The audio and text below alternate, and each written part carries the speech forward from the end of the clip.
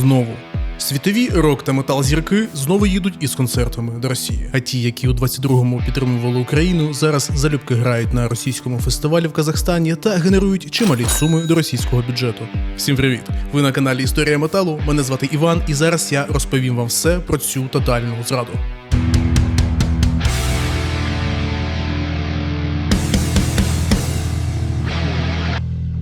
Гурти, в текстах у яких повно бунту, боротьби за свободу та засудження воїн, сьогодні обирають криваві рублі.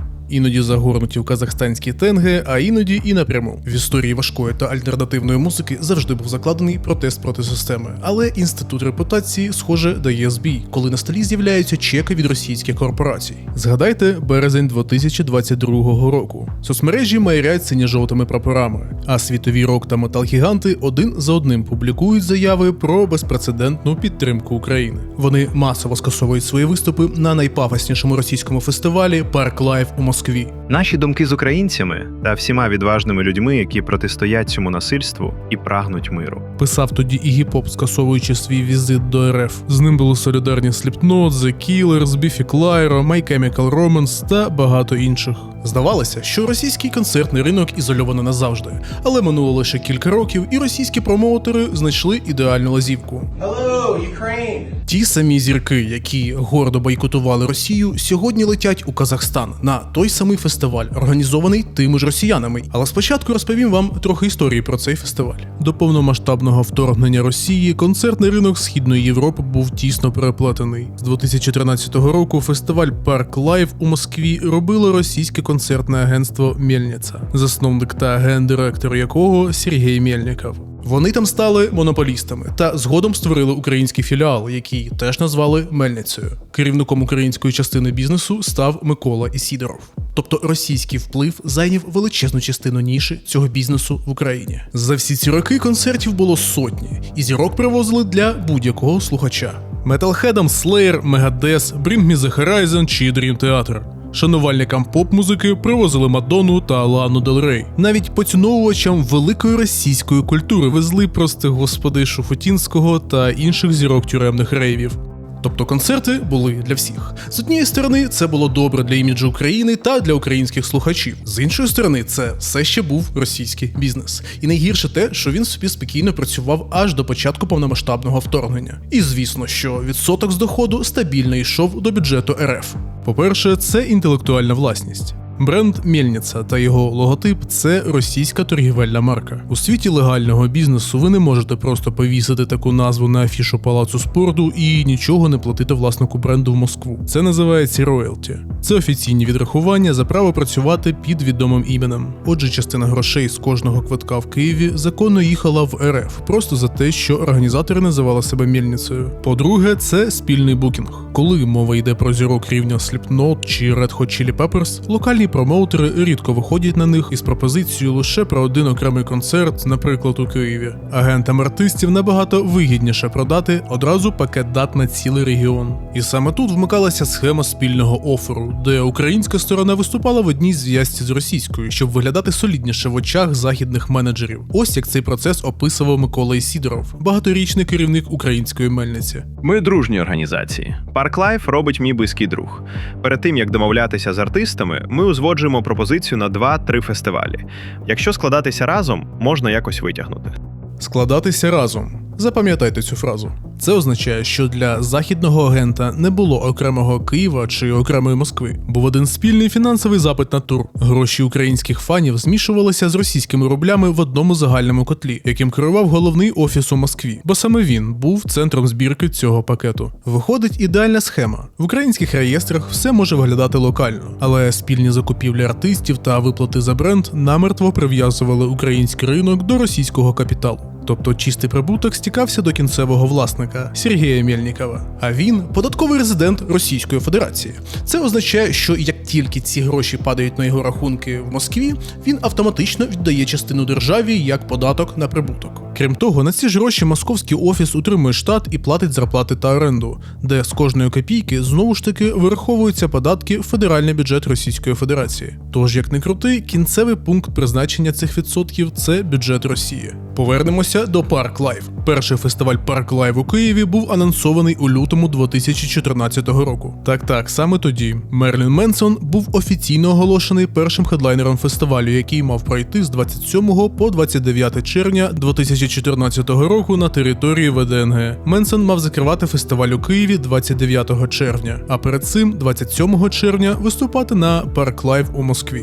У травні Мельниця зрозуміла, що опен-ейр на ВДНГ не відбудеться. Зрештою, Менсон сказав, що не приїде через нестабільну політичну ситуацію, і фестиваль спробували стиснути і перенести в клуб Стереоплаза, запропонувавши замість Менсона Die Antwoord, Deftones, Enter Shikari та Wolf Mother. Але і це не крилося. Якщо почитати форуми, то стає очевидним, що гроші за квитки тоді повернули далеко не всім.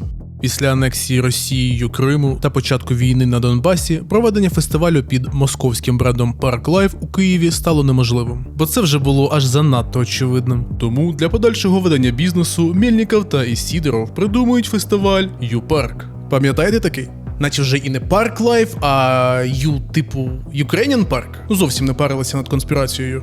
Фестиваль, як і раніше, працював в одній логістичній синдикації із московським Park Life. Артисти, як от Bring Me The Horizon чи 30 Seconds to Mars, відпрацьовували гонорари, виступаючи день за днем у Москві та Києві.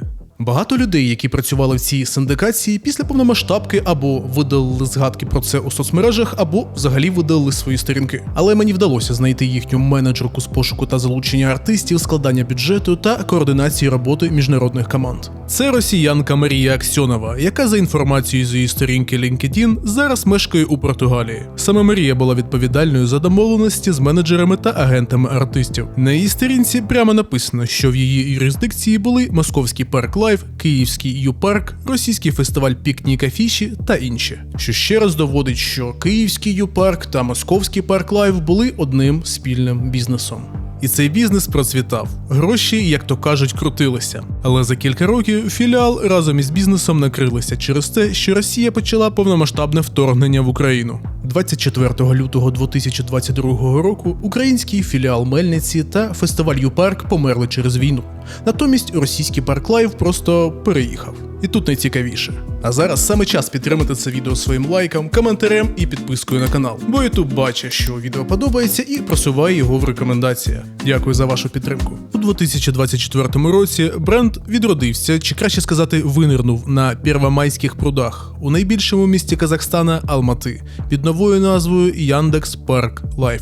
Сергій Мельников зрозумів, якщо зірки за різних причин бояться їхати до Москви, він привезе і фестиваль, і росіян до нейтральної країни. І для цього вони обрали лояльний Казахстан. За відкритими даними в казахських реєстрах можна перевірити, що Мельников є керівником Park Life Алмати. І бізнес зареєстрований саме на нього. До речі, дуже дивно, що він вирішив не приховувати свій російський бекграунд і зареєстрував бізнес на своє ім'я. Тож, чому виступ на цьому казахському фестивалі – це співучасть у фінансуванні війни? Давайте подивимось на титульного спонсора фестивалю.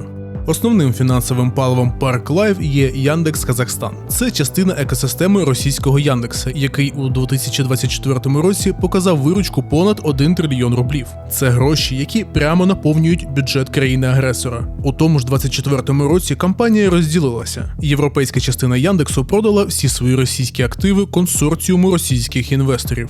Тепер вони нідерландська компанія Nebius Group, але в якій є керівництво, так і тисячі співробітників – це росіяни, які виїхали. А величезна частина Яндексу, яка залишилася в Росії та країнах СНД, була продана російським олігархам. Тобто всі компанії, які мають слово Яндекс у назві, стали повністю підконтрольними Кремлю. За підсумками 2024 року, дохід російського Яндекса вперше пробив історичну позначку і склав 1,09 трильйона рублів. А чистий прибуток зріс на 94% і склав понад 100 мільярдів рублів. Податки великих IT-корпорацій ОРФ не публікуються окремим відкритим рядком після 2022 2022 року. Але враховуючи 20% податку на прибуток, ПДВ та податки на зарплати десятків тисяч співробітників, Яндекс щороку відливає до федерального бюджету РФ десятки мільярдів рублів. У 2024 році тільки в рамках суду за приховані податки при будівництві офісу компанію змусили доплатити майже 1,7 мільярдів рублів. Тобто до чого це я? До того, що Яндекс є ключовим IT-донором бюджету Росії. Тобто гроші, з яких виплачуються гонорари західним рокерам у Казахстані, генеруються в економіці, що будує шахеди та ракети Х-101. Повернемося до Park Life. В цьому році це вже буде третій фестиваль. І звісно, Кремль не жаліє грошей, намагаючись залучити до свого заходу як можна більше відомих музикантів. І як артисти виправдовують свою участь? Найчастіше тотальним мовчанням і блокуванням коментарів. Давайте розберемо імена. Зважаючи на тематику каналу, я детально розгляну лише рок та метал виконавців, хоч там є достатньо з тих, з кого можна спитати. На жаль. Першим хедлайнером у 2024 році мав стати гурт Placebo, але українські фанати підняли такий масштабний скандал у соцмережах, що за лічені дні до виступу Брайан Молко не витримав. Гурт офіційно скасував концерт, пославшись на переконливі обставини, не пов'язані з професіоналізмом організаторів. Вони не назвали війну війною, але гроші від Яндекса брати побоялися. Разом з ними відмовився і британський гурт The Editors, прямо заявивши, що дізналися, хто спонсор фестивалю. А от інді-рокери The Cooks у тому ж 2024 році тихенько відіграли свій сет на сцені із логотипами російського IT-гіганта, проігнорувавши усі заклики. У 25-му році у хедлайнерах фестивалю засвітився Мерлін Менсон. Якщо подивитися всі афіші мельниці, то Менсон там траплявся чи не найчастіше. Отже, їхні зв'язки були добре налагоджені, і отже, його поява на цьому фестивалі була лише питанням часу. З початком Великої війни Менсон зник з радарів, переважно через судові процеси. Йому конче потрібно було повернення на велику сцену, і він його знайшов на Яндекс Park Life у вересні 25-го року. Поки Росія бомбила мирні міста України, Менсон, без тіні сумніву, розважав аудиторію за рублі спонсорів війни. Окрім Менсона, на фестиваль також приїхали The Who та Bloody Wood. Ці гурти цікаві тим, що репрезентують монгольський фолк-метал та індійський нью-метал відповідно. У їхній творчості повно наративів про боротьбу з імперіалізмом, повагу до предків та захист слабких. Проте їхній виступ на сцені Park Life у 25-му році – це класичний прояв того, як країни глобального півдня, тут я конкретно про Індію та Монголію, зберігають нейтралітет щодо дій РФ. А для організаторів їхній приїзд – це черговий інструмент російської пропаганди. Типу, дивіться, ми не ізольовані і до нас їдуть гурти з усього світу. А от тепер свіженьке. Хедлайнери, які на даний момент заявлені на фестивалі вже цього літа. Gorillaz. У березні 2022 року Деймон Алберн та Gorillaz були серед перших, хто без жодних вагань скасував виступ на Park Life у Москві. Тоді їхня заява про солідарність із народом України виглядала як вчинок.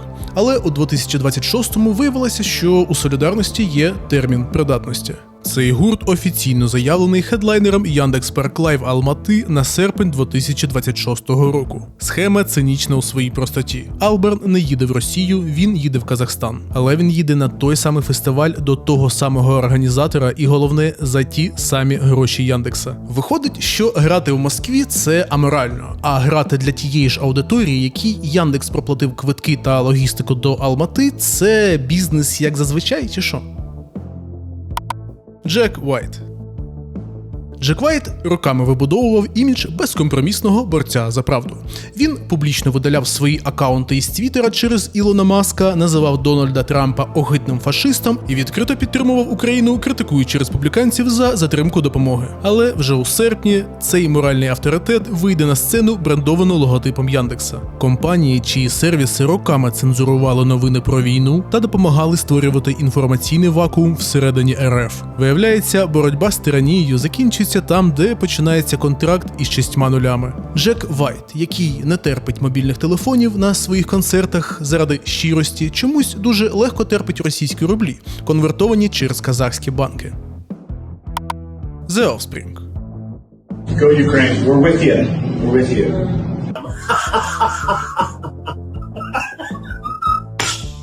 Це, мабуть, найгучніший ляпас здоровому глузду. Гурт, який десятиліттями будував свою кар'єру на критиці системи, корупції та промивання мізків, стає частиною рекламної кампанії корпорації, що є частиною цієї самої системи. Вау! Зараз сюди ідеально вписується їхній хіт «Американо». I'm a product of my environment, so don't blame me, I just work here. Декстер Голланд, людина із докторським ступенем, не може не зрозуміти, звідки беруться гроші в бюджеті Яндекс Парк Лайф, коли вони співатимуть «The Kids Aren't Alright» про зруйновані мрії та втрачене майбутнє, чи згадають вони про тисячі українських дітей, чиє майбутнє було знищене країною, де Яндекс є головним IT-активом. The Kills. Елісон Мосхарт та Джеймі Гінс завжди були уособленням інді-креда, незалежності, сирості та відстороненості від мейнстріму. Бо The Kills – це гурт, який продає стиль. Але у 2026 році їхній стиль став частиною корпоративного ребрендингу Яндекса.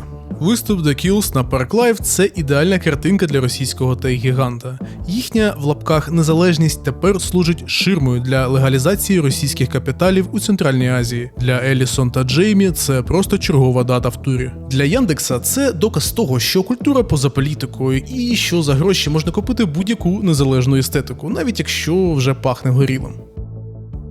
Glass Joe.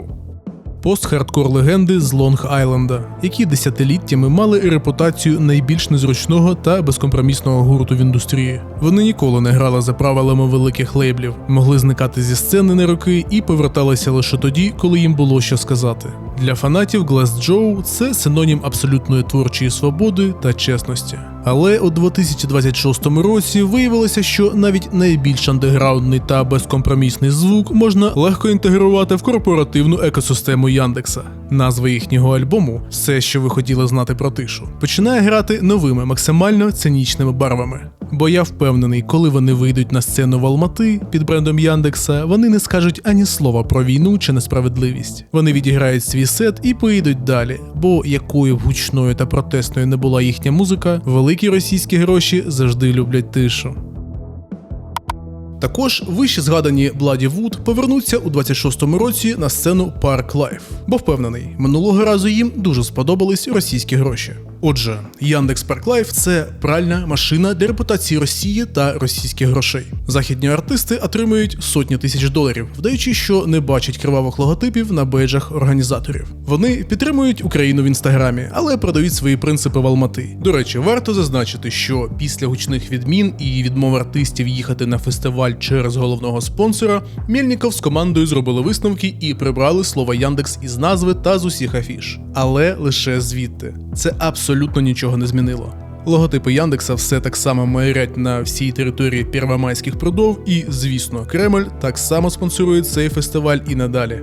Але фестиваль Park Life – це лише верхівка айсбергу. Його власники значно розширили свій бізнес та створили міжнародного організатора. Відбулася трансформація бренду з локального Park Life у міжнародний Park Life World. І це не лише ребрендінг, а класична схема створення фірми-прокладки для легалізації роботи російських грошей із західними артистами. Тепер вони міжнародні концертні організатори, які можуть влаштовувати як окремі виступи, так і цілі тури для будь-яких виконавців. Особливо для тих, хто не ставить зайві питання. Знову повернемось до Марії Аксьонової. На тій самій сторінці в LinkedIn вказано, що сьогодні вона виконує ту саму роль для Park Life World. Тобто напряму виходить на менеджмент зірок, веде переговори про суми гонорарів, підписує контракти та купує час артиста для фестивалю. Як раніше це було із Мельницею у Москві на Park Life та у Києві на Ю-парку. Обличчя ті самі, робота та сама, роботодавець той самий, змінилася тільки геолокація офісу у профілі. Ми бачимо, як Park Life World разом із спільниками, про спільників трохи пізніше,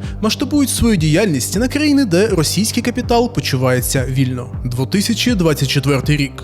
Виступ Nothing But Thieves у Дубаї. Це була їхня перша спроба вивести західний гурт під прапором Park Life за межі СНД у нейтральну зону, і їм це вдалося.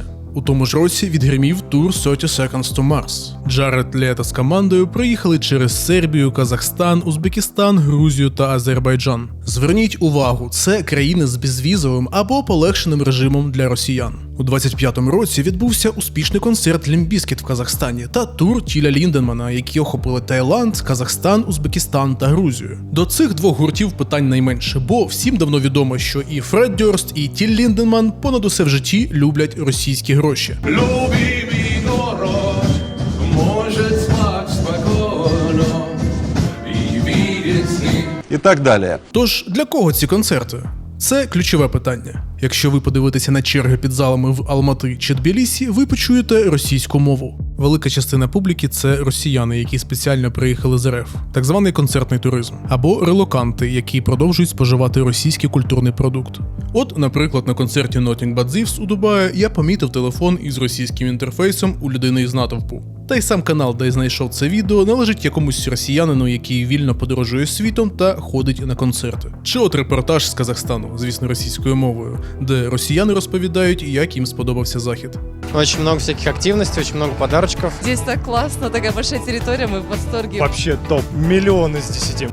За документами, це казахський чи, наприклад, грузинський івент для місцевого населення. Формально, це спосіб обійти санкції та культуру скасування. Фактично, це російський концерт на виїзді, де російський організатор заробляє на російській публіці, просто використовуючи територію іншої країни як декорацію. А найбільш показовим став анонс концерту Мегадет у Казахстані в рамках їхнього прощального туру. Цікаво, що гурт раніше ніколи не виявляв інтересу до цього регіону, але раптом оголошує концерт в Алмати. Чому? Тому що у Росію вони поїхати не можуть, репутаційні ризики надто високі. Але менеджмент Мельниці пропонує їм компроміс. Шановний пане Мастейн, приїжджайте в Алмати. Ми привеземо туди всю вашу московську аудиторію, заплатимо вам гонорар від російських партнерів, і при цьому ви залишитеся чистими в очах світової спільноти. Мастейн дав добро, та ще й підписав із собою спешл-геста – фінський гурт The 69 Eyes. Цікаво, чи читають вони новини і чи знають, що їхня країна – одна із найперших, на яку Росія планує напасти найближчим часом. I'm here to tell you right now, we don't care. Park Live World є найбільшим концертним організатором в країнах СНД, але попри них в цьому бізнесі ще задіяні інші російські або дружні організатори, які прикриваються реєстраціями бізнесів в інших країнах. Наприклад, Іосіс з Узбекистану, головним директором якого є росіянин Дмитрій Меншиков. Вони допомагали Мельникову проводити тури Тіля Ліндемана, 30 Seconds to Mars, The Rasmus та інші. Є ще таке російське концертне агентство Eventation, яке взагалі не париться прибиранням згадок про Росію, а просто проводить івенти в Росії та продовжує свою роботу в країнах СНД та Європі під своїм європейським брендом із такою ж назвою, роблячи там тури для Godsmack, 3 Days Grace, Skillet та The Rasmus. І якщо ви думаєте, що вони проводять російську експансію лише організацією концертів, то ні. Вони усюди із собою також привозять і проштовхують російську мову. Бо за мірками росіян, там, де розмовляють російською, там і є Росія. Think about it. Але поки одні намагаються грати в міжнародний бізнес через Казахстан, інші діють набагато нахабніше. Окрім Мельниці, на Росії є ще Get, Force Events, U-Concerts та інші. Ці російські концертні агентства, на відміну від Park Live, навіть не намагаються маскуватися. Вони везуть західні гурти напряму в Росію. І виглядає так, що вони розсилають пропозиції всім, кому лише можуть, і раді всім, хто погоджується. Але інколи українські фанати насипають цим гуртам в коментарях, типу, ну ви не офігіли там. І деякі лише під тиском та страхом за власну репутацію відміняють свої виступи. Наприклад, були анонсовані 2 концерти американського реп-кор гурту Hollywood Undead. І російські фанати навіть не встигли оговтатись від похмілля після святкування цього анонсу, як концерти відмінили. Так само і з американськими пост-хардкорщиками Escape the Fate. Анонсували, відкрили продажі квитків і згодом відмінили. Схожа ситуація із шведським віртуозом Інгві Мальмстіном. Також анонсували тур гурту Kings of Trash з колишніми учасниками Megadeth Джефом Янгом та Девідом Еліфсоном. Так, це той, якого Мастейн вигнав із гурту за відео з дрочкою. Але і ці відмінили свій виступ, а нікчема Девід Еліфсон навіть записав відео із вибаченнями для російських фанів. So I have nothing but respect and appreciation for all of you, our Russian fans. So I truly hope that we'll be able to come back and play for you when the timing is right. Срочная новость. 12 марта в столице республики состоится грандиозное музыкальное событие. Культовая американская группа As I Lay Dying в рамках масштабного тура по Росії. А от американці As I Lay Dying не застяли і остаточно зіпсували свою репутацію, відігравши цілий тур по Росії. Певно, у гурту справи аж занадто у поганому стані, бо вони поперлися в російські їбіння, щоб ділити концертні майданчики із мастодонтами російської естради, які, як і Путін, міцно тримаються за свої робочі місця. І ви можете переконатися, це виглядає вкрай жалюгідно. I'm in Russia celebrating Russian spirit. Тім Ламбезіс вже мав серйозні проблеми із законом, коли готував замах на вбивство дружини. Тому зіпсована репутація для нього, схоже, звична справа. Те ж саме і з американським нью-метал гуртом Саліва. Вони виявилися найхитрожопішими. Виступи були анонсовані. Фронтмен записав відео для російських фанатів, що всі 3 запланованих концерти відбудуться. А на їхньому сайті в розділі з турами ці дати відсутні. Думають, що швиденько, тихенько зберуть собі рублів і ніхто не згадає про це. Але українці та інтернет пам'ятають все. А от Іль Ніньо із Нью-Джерсі цілком серйозно додали 4 дати в Росії на свій сайт. Від цього російські фанати у захваті. Колись війна закінчиться, а от їхній вибір буде висіти над ними завжди. Також майже щороку до російських міст із концертами приїздить колишній фронтмен Deep Purple Джо Лін Тернер. І російські медіа на випередки публікують цитати його дифірамбів в так званій російській культурі. З цим все зрозуміло. Він, як Роджер Вотерс, давно поїхав кукухою та перетворився у завзятого русофіла. Якщо ви думали, що угорська влада то була єдина проблема у відносинах наших країн, то подивіться на Ектоморф. Цей гурт, який десятиліттями копіював стиль проросійського Макса Кавалєри, намагаючись продати світу образ жорстких та чесних хлопців з вулиць, нарешті показав своє справжнє обличчя. Поки цивілізований світ закриває двері перед агресором, Золтан Фаркаш і компанія пакують валізи в черговий тур містами Росії. Минулого року вони вже приїздили на кілька концертів туди, переконалися, що їм за це абсолютно нічого не зроблять, і повертаються цього разу аж на 9 концертів. Ектоморф, які люблять співати про боротьбу до кінця та братерство, тепер співатимуть це для тих, хто спонсорує ракети на наші міста. Гру метал в їхньому виконанні – це вже не про силу духу, а про звичайне заробітчанство на ринку, від якого відвернулися всі порядні музиканти. Атіла – ще одні американці, які мріють відчути російський дух. І російські гроші, звісно. Кріс Фронзак завжди хизувався своїм статусом поганого хлопця. Тобто дорогими машинами та повною незалежністю від суспільної думки. Його образ – це вечірки, гроші та середній палець всім, хто намагається його вчити жити. І от він везе свій гурт у Росію. З однієї сторони американські республіканці блокують допомогу Україні, а з іншої американські металісти везуть у Росію розваги. Фронзак часто повторює, що йому плювати на все, крім його фанатів і грошей. Що ж, цього разу він це довів буквально. Грати брутальний металкор Україні, яка чинить геноцид, це, походу, вершина цього пацанського хайпу для нього. Кріс може скільки завгодно кричати зі сцени про те, який він крутий, але в історії він залишиться просто черговим американським туристом, який за пару пачок рублів продав свою гідність та став зручним інструментом для російської пропаганди про те, що ізоляції не існує. От така ситуація, друзі мої. Поки українці виживають під постійними обстрілами росіян, російські промоутери не лише продовжують вести свій бізнес, а розширюють його та залучують до цього західних зірок. Але ми можемо на це вплинути. Якщо бачите подібні анонси, пишіть публічні коментарі гуртам в соцмережах, пояснюючи, що це ненормально їхати виступати до країни, яка розв'язує Третю світову війну та щодня нищить цивільне населення. Також пишіть про це західним організаторам, які запрошують тих, хто виступав у Росії. Треба максимально постаратися зробити життя цих манкуртів важчим. А моє життя роблять легшим ваші коментарі під цим відео. А від підписки та лайку я стаю значно щасливіше, бо через вашу активність алгоритми Ютуба показують його більшій кількості глядачів. А максимальний рівень щастя я отримую від ось цих людей. Це спонсори історії металу.